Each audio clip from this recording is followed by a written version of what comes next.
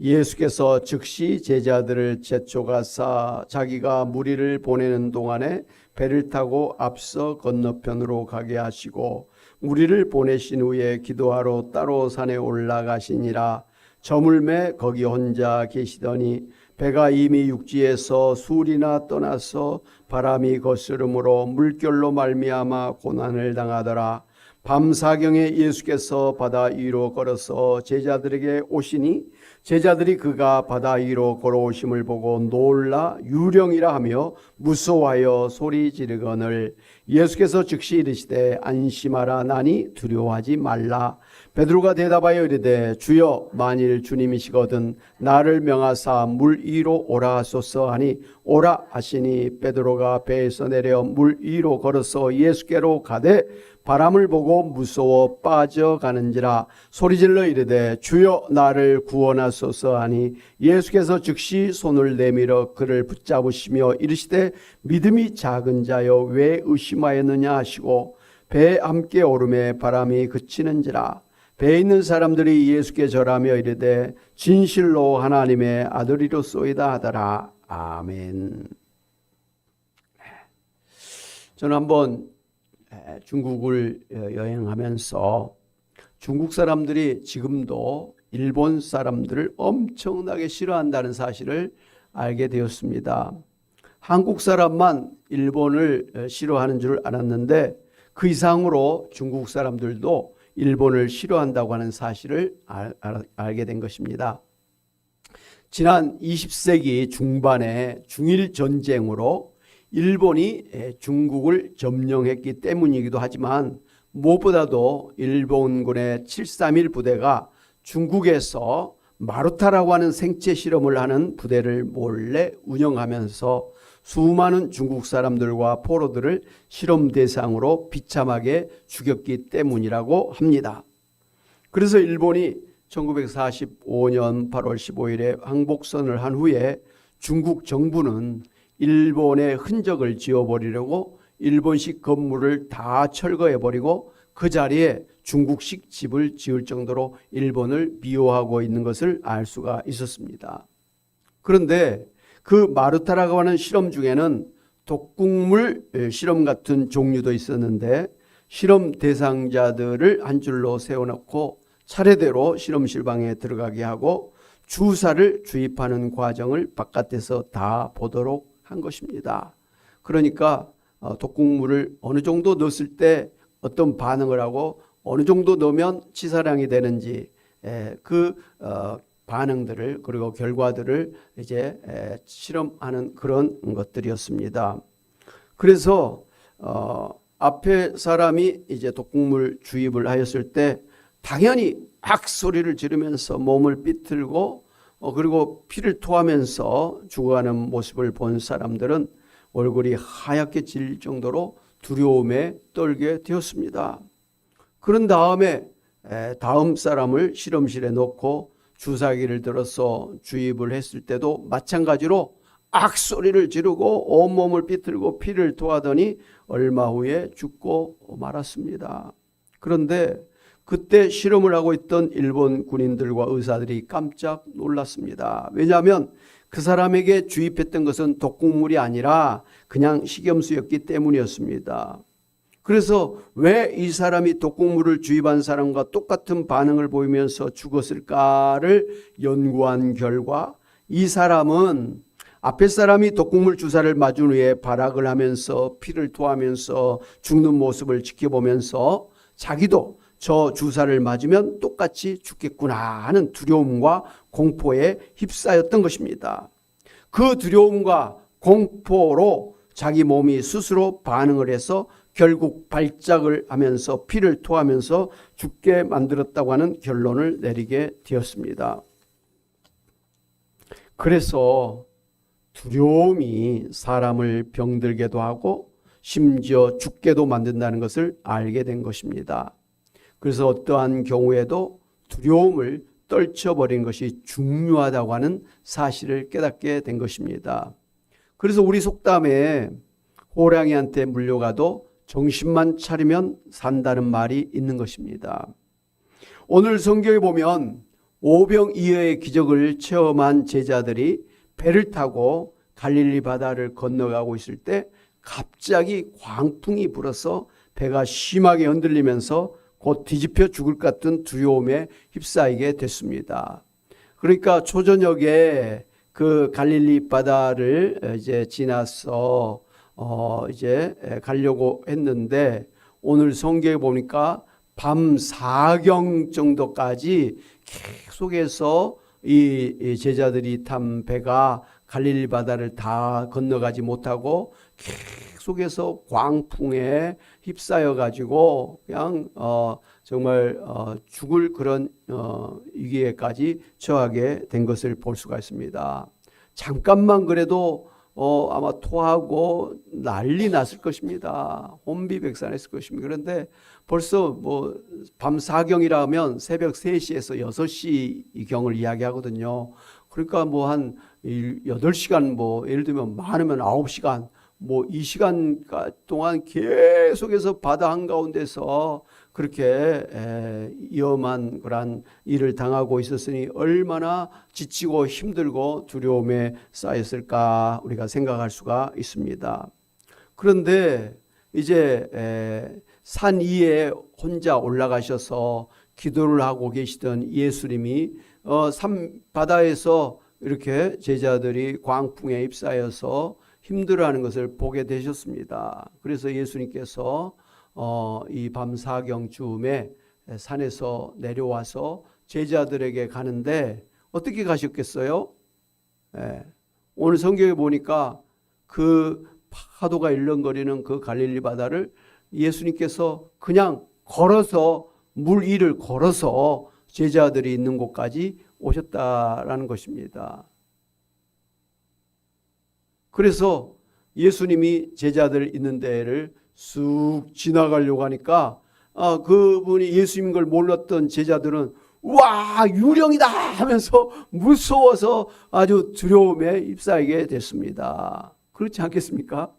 그 뭐 귀신이나 뭐 유령이 아니면 뭐이 그렇게 물 위를 걸어올 수가 있겠습니까? 그러니까 막 기겁을 했던 거죠. 이제 지옥의 사자가 자기들 데리고 왔나 보다 아마 이런 생각까지 했을 것 같아요.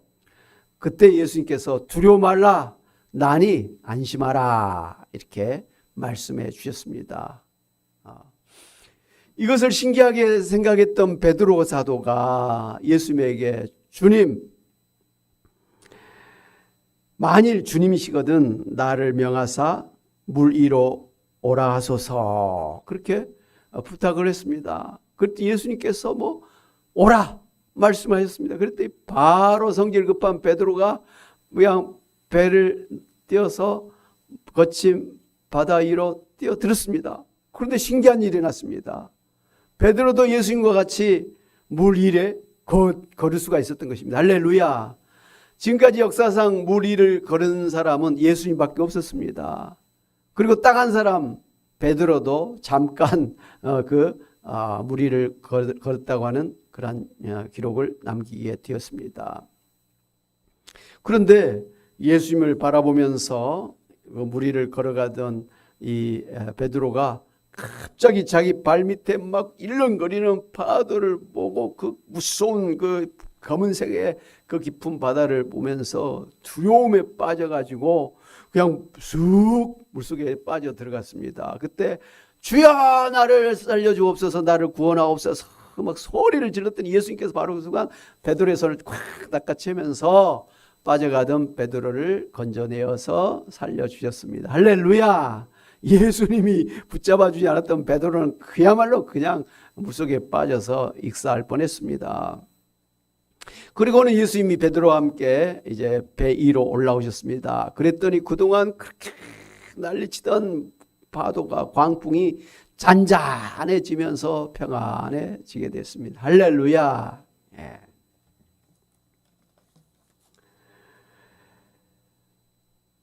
그때 이런 모든 걸 지켜보고 있던 제자들이 예수님에게 넙죽절을 하면서 진실로 하나님의 아들이시로소이다 라고 고백한 것을 볼 수가 있습니다. 이 제자들은 방금 배 타기 전에 무슨 그런 일을 경험했습니까? 소위 오병이어의 기적을 경험했었습니다. 어린아이의 보리떡 5개와 물고기 2마리로 거의 2만 명이 되는 사람들이 먹고도 12바구니가 남을 정도로 아주 배부르게 먹은 그런 기적을 체험하게 되었습니다. 그러니까 제자들은 그 모습을 보면서 예수님이 도대체 어떤 분인가? 이 예수님은 보통 사람이 아니시구나. 아마 이런 생각을 했을 거예요. 그러면서 틀림없이 이 제자들은 구약시대에 모세를 통해서 하늘에서 40년 동안 만나와 메추라기가 내리서 부족함이 없이 먹게 했던 그 시간 모세를 생각했을 것입니다. 그런가 하면 엘리야 선지자가 사르밧 과부에게 집에 가서 가루하고 그 다음에 이 병의 기름이 3년 6개월 비가 해결될 때까지, 가뭄이 해결될 때까지 계속해서 그렇게 나와서 부족함이 없이 배부르게 잘 먹고 살게 하셨던 그때를 아마 기억했을 것입니다. 그런가 하면 엘리사 선지자가 보리떡 20개로 200명이 넘게도 넘치도록 먹게 했던 그 일을 생각했을 것입니다. 그러니까 이 제자들은 최소한 예수님이 보리떡 5개와 물고기 2마리로 그 2만 명이 넘는 사람들을 충분히 배가 부르게 먹고도 남게 하셨던 그 일을 보면서 예수님은 모세 같은 선지자다, 엘리야 같은 선지자다, 엘리사 같은 선지자다, 아마 분명하게 생각을 했을 것입니다. 그런데 성경에 보면 하나님께서 모세와 같은 선지자, 엘리야와 엘리사 같은 선지자를 바로 이 세상의 구원자로 보내주시겠다, 이렇게 약속을 해주셨거든요. 그래서 이스라엘 사람들은 이 메시아가 오시면 하늘에서 만나와 메추라기가 내려오는 같은 그런 기적을 일으키실 것이다, 그렇게 기대를 하고 있었습니다. 그런데 바로 예수님께서 하늘에서 말이죠, 하나님 앞에 감사하면서 기도했더니 그게 막 띄어도 없어지지 않는, 먹어도 없어지지 아니하는 그런 떡과 고기로 그렇게 변화된 것 아니겠습니까? 기적을 일으킨 것이죠. 그러니까 바로 예수님이 하늘에서 바로 먹을 것을 내려주시는 그런 메시아였던 것을 생각을 했을 것입니다. 그래서 제자들이 예수를 보고 진실로 하나님의 아들이로소이다 그랬어요. 하나님의 아들은 하나님이에요, 사람이에요? 하나님이죠. 강아지 새끼는 강아지예요, 뱀이에요? 강아지. 맞아요. 그러니까 사람 새끼는 사람이고 하나님의 아들은 하나님이에요. 그래서 아버지 하나님이 있고 아들 하나님이 있다라는 것 아니겠습니까? 어쨌든 예수님은 아들 하나님이시다, 그렇게 고백을 했던 것입니다. 뿐만 아니라 이 말은 바로 예수님이 이 세상을 구원하러 오신 메시아다라는 것을 깨닫고 그렇게 신앙을 고백했던 것입니다. 할렐루야. 그렇습니다. 예수님께서 거친 파도 위를 걸어오시고 물속에 빠져들어가던 베드로를 건져주시고 거친 파도를 잔잔케 하신 것은 이를 지켜보았던 제자들이 고백한 것처럼 바로 예수님이 이 세상 자연 만물을 다스리고 통치하시는 하나님의 아들 메시아이심을 보여주신 표적이었던 것입니다. 할렐루야. 아멘. 사랑하는 여러분, 두려움에 떨고 있는 제자들을 찾아오신 예수님께서 그들을 구원해 주시고 물에 빠져 들어가면서 두려움에 떨고 있던 베드로를 건져주어 살려주셨습니다. 그러면서 그들에게 두려워 말라 이렇게 말씀하셨습니다. 예수님을 나를 구원하러 오신 구원자로 알고 거친 파도를 잔잔하게 하시고 물 위를 걸으시는 전지전능하신 하나님으로 알고 아무리 어려운 일을 당해도 두려워하지 말고 예수님을 믿기만 하라고 그렇게 말씀하신 것입니다. 베드로도 처음에 예수님을 믿고 예수님을 바라보면서 물 위를 걷는 기적을 그렇게 체험할 수가 있었습니다. 그런데 중간에 중간에 발밑에 일렁거리는 파도를 보고 갑자기 두려움이 생기면서 물속에 빠져 들어갔던 것은 그가 중간에 예수님을 온전하게 믿지 못하고 의심하였기 때문이었습니다. 예수님께서 그렇게 말씀하셨지 않습니까? 믿음이 작은 자에 왜 의심하였느냐? 믿었어. 예수님을 믿었는데 믿음이 작아졌다는 거예요. 순간적으로. 예수님에 대한 믿음은 작아지고 뭐에 대한 믿음이 커졌죠?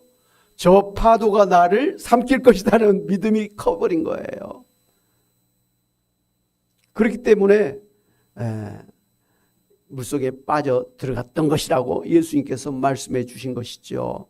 만약에 믿음이 작아지지 아니하고 계속해서 믿음이 유지되거나 더 커졌다면, 그리고 나는 이 파도에 빠져 죽지 않을 것이다, 그렇게 의심을 하지 않았다고 한다면 베드로는 그 시간 파도 속에 빠져 들어가지를 않았을 것입니다. 그런데 의심한 거예요.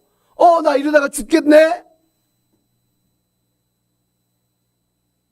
아니, 지금 자기로 하여금 무리를 걷게 하신 분이 누구예요? 예수님이잖아요. 그리고 그 옆에 지금 자기가 바라보고 가는 분이 누구예요? 예수님이잖아요. 그리고 예수님이 또 무리를 걸어오셨잖아요. 그러니까 자기 옆에 계시고 자기를 오라 하시고 또 먼저 그렇게 모범을 보여주신 예수님의 허락을 받고 지금 가고 있는데 왜 의심하였느냐는 거예요. 뭘 빠져 죽을 걸 걱정하느냐 이거예요. 이건 예수님에 대한 믿음이 적어졌기 때문에, 아니면 이 시간 아예 믿음이 없어졌기 때문일 거예요. 그러니까 우리가 신앙생활을 하다 보면 우리가 당연히 예수 믿지요. 당연히 예수 믿습니다. 그런데 어떤 때 정말 큰 문제가 생길 때는 믿음이 적어진단 말이에요. 그리고 의심한단 말이에요. 예수 믿으면 구원받는다. 예수 믿으면 병을 치료받는다. 기적을 체험하게 된다.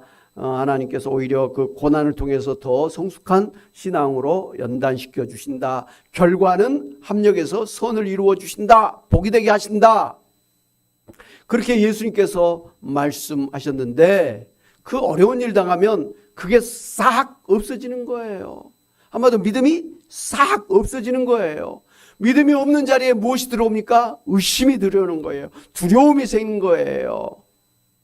괜히 교회가 미워요. 괜히 목사님이 싫어요.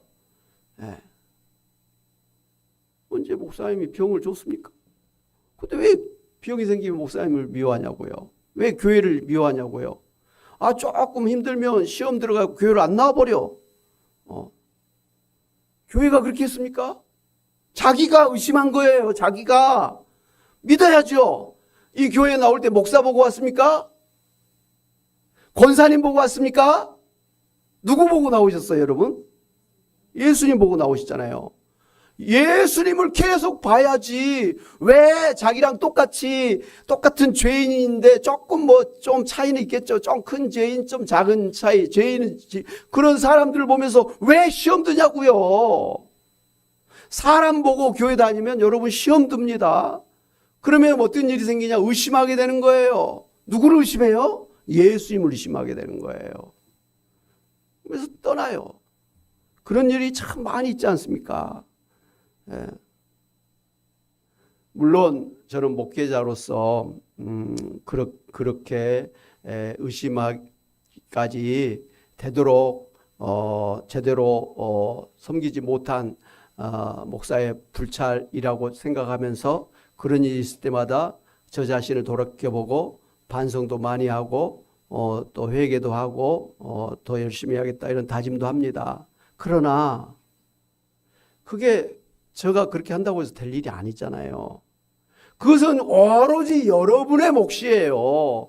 바라볼 분을 끝까지 바라봐야죠. 왜 거친 파도를 주변에 막 그 소리 나고 막 그 일렁거리는 그런 것들을 바라보면서 의심하고 시험에 드느냐 이거예요.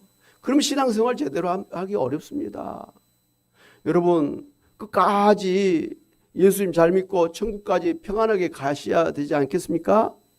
그러려면요, 여러분 끝까지 여러분에게 오라고 하신 예수님을 바라보시기를 바랍니다. 절대로 예수님을 여러분의 시선에서 놓치면 안 됩니다. 예수님을 바라보는 것을 놓치면 대신에 누구를 바라보냐면 목사가 보이는 거예요.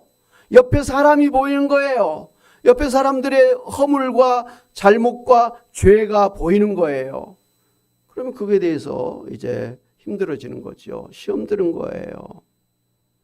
근데 딱 한 사람만 그러면 그 사람만 회개하면 되는데 가만히 보니까 이쪽도 저쪽도 저 너머도 이 너머도 그러고 있는 거예요. 그러면 안 되죠. 그래서 정말 오늘 우리 예수님 믿는다고 하는 성도들이 이 베드로와 같이 좀 중간에 의심이 생기고 믿음이 적어져 가지고 이렇게 물속에 빠져들어가는 그런 일들이 참 많구나. 이게 딱 한 사람에게만 있는 게 아니라 우리 모두에게 다 해당되는 일이구나. 그러니까 그럴 때 예수님께서 뭐라 그러십니까? 왜 믿음이 적어졌느냐? 왜 의심하느냐라고 지적을 하시는 거예요. 그러니까 원인은 의심했기 때문에, 믿음이 적어졌기 때문이에요. 누구에 대한 믿음? 예수님에 대한 믿음이 적어졌기 때문이라는 거예요. 거꾸로 하면 예수님을 잘 믿으면, 예수님을 의심하지 아니하면 어떠한 그 힘들게 하는 파도, 무섭게 다가오는 그런 걸지라도 다 그 일을 걸으면서 평안하게 갈 수 있다, 이 말씀입니다. 힘들고 어려울 때 여러분 다른 사람 바라보지 마세요. 우리는 내가 좀 잘못하면 다른 사람 탓으로 돌리려고 하는 아주 못된 그런 죄성이 있어요. 예를 들면 남편이 힘들면 괜히 애꿎은 부인을 갖다가 미워하고, 부인이 조금 힘들면 괜히 열심히 말이죠 일하고 있는 남편을 미워해. 내가 당신을 잘못 만나고 내가 이렇게 됐다라고 해. 아니 그 처음부터 이쁜 좋은 남자를 만나지. 사람 보고 그렇게 되면 다 이렇게 불평, 불만, 원망하면서 미워하게 되는 거예요. 왜? 내 힘든 것을 내 잘못으로, 내 죄로만 생각하면 억울하잖아요. 그러니까 누군가에게는 그것을 탓을 돌려야만 직성이 풀리는 거거든요. 근데 그게 아니잖아요. 오로지 내 몫이에요. 내 스스로는 그걸 해결할 수가 없어요. 그래서 누구를 바라봐야 된다고요? 예수님을 바라보는 거예요. 이렇게 물속에 빠져가는 베드로에게 예수님이 분명하게 해결책을 주셨어요. 너는 나를 더 잘 믿어라. 너는 나를 의심하지 말아라. 그게 해결책이에요. 물속에 빠져들어가지 않은 해결책, 물속에 빠져들어갔다도 나오는 해결책. 누구를 믿어? 예수 믿어. 누구를 의심하지 말아요? 예수님을 의심하지 말라는 거예요. 주변에 다른 사람은 필요 없어요. 물론 좀 잘해주면 고맙고, 못해주면 또 뭐 다 그렇지 뭐. 언제는 잘해줬나? 뭐 이런 생각하면 되는 거예요. 내가 저 사람 때문에 지금까지 살았나? 예수님 때문에 살았지. 아멘? 그죠? 저도 짧은 인생을 살면서, 사람에 대해서 기대를 많이 하고 그러면 실망해요.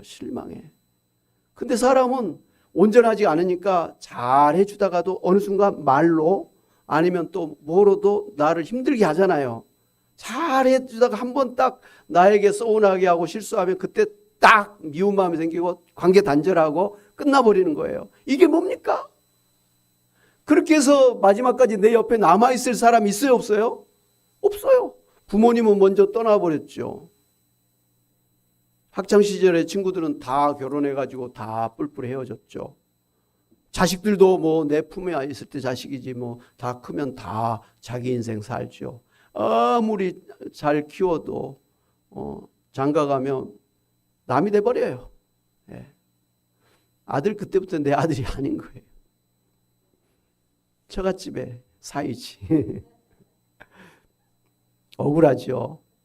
근데 또 딸 가진 부모 이유는 사이가 오잖아요. 쌤이죠. 아들만 있는 분들은 손해가 막심합니다. 실컷 고생해서 키워놨더니 남의 집에 보내고, 딸 가진 분은 고생시켰더니 나중에 또 한 사람을 데리고 오는 거예요. 좋은 일이죠. 저희 집은 아들만 셋이어서 미래가, 노후가 좀 불안합니다. 그러나 뭐 어쩔 겁니까? 각오해야죠. 다행히 셋째 아들이 딸 같은 역할을 해가지고 감사하죠. 사랑하는 여러분, 오늘 우리도 이런저런 일들, 힘든 일을 당해서 염려하고 두려워할 때가 많이 있습니다. 성경에 두려워하지 말라 하는 말이 365번이나 나온다고 했어요. 그 말은 우리의 매일의 삶에 두려움이 없는 날이 없다라는 뜻이죠. 그렇기 때문에 두려움에 휩싸이게 되면 사람이 위축이 돼요. 근육도 위축이 돼요. 심장도 쪼그라들어요. 그러다 되면 몸이 아파요. 그러다 몸이 아프면 병이 생겨요. 암의 제일 원인은 뭐라 그랬어요? 스트레스 쌓이면 그게 암이 되는 거예요. 그래서 결국 죽게도 되는 거예요. 뭐 때문이에요? 두려움 때문에. 염려, 걱정, 두려움이 결국은 사람을 죽이는 것이죠. 그래서 두려움이라는 건 백해무익하기 때문에 성경에서는 두려워하지 말라. 오늘 예수님도 두려워하지 말라. 우리에게 이렇게 말씀해 주신 것입니다. 두려울 수밖에 없는 그런 상황이지만 두려워하지 않기 위해서는 바로 이 두려움을 해결해 주시고자 오신 예수님을 바라보는 거예요. 베드로가 자기 힘으로 어떻게 그 거친 파도를 걸을 수가 있습니까? 예수님 바라보면서 파도 위를 걸을 수가 있었던 것입니다. 오늘 우리가 이 험한 세파를 갖다가 극복하고 성공할 수 있는, 승리할 수 있는 비결은 우리로 하여금 그 파도 위를 걷게 하도록 하신 예수님을 믿는 것밖에 없다라는 걸 생각하면서 힘들고 어려울수록 더욱더 예수님밖에 없습니다. 이런 고백을 하면서 예수님에 대한 믿음을 강하게 갖고 승리하시는 여러분이 되시기를 주님의 이름으로 축원합니다. 아멘.